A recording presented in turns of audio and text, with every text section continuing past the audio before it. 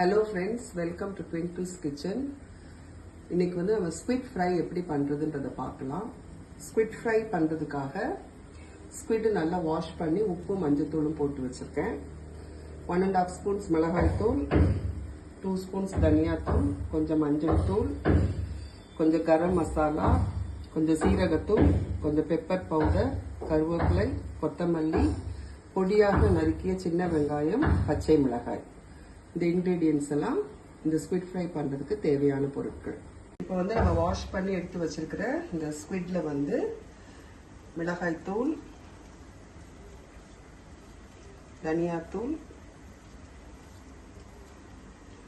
சீரகத்தூள், garam masala, pepper powder, மஞ்சள் தூள், இது எல்லாத்தையும் போட்டு நம்ம நல்லா பிசைஞ்சு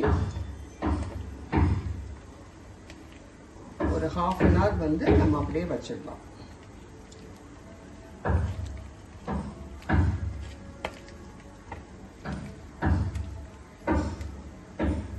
ஒரு தவா சூடு பண்ணிக்கோங்க.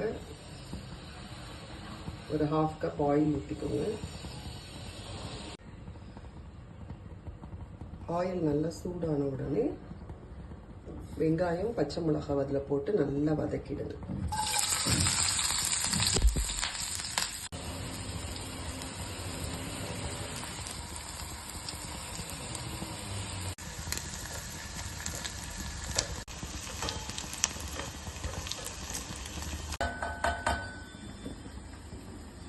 கொஞ்சம் வதங்கின உடனே ஸ்குவிட் அது உள்ள போட்டு கொஞ்சம் வதக்கிடலாம்.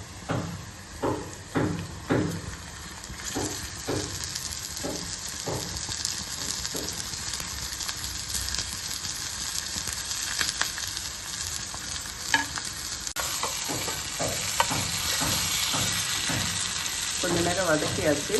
ஸ்குவிட் வேகிறதுக்கு வந்து கொஞ்சம் டைம் ஆகும். அதனால இதில் வந்து கொஞ்சம் தண்ணி ஊற்றி மூடி வேக வச்சிடலாம். ரொம்ப தண்ணி ஊற்ற வேண்டாம், ஒரு 1/2 cup தண்ணி ஊற்றினா போதும். அப்போ தான் ட்ரையாக நம்ம சாப்பிட்றதுக்கு நல்லாயிருக்கும்.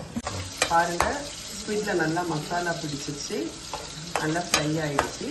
இப்போ வந்து பொரிச்சு வச்ச கருவேப்பிலை பொடியும் கொத்தமல்லியும் போட்டு அதை நல்லா கிளறிட்டு பிளேட் பண்ணிடலாம்.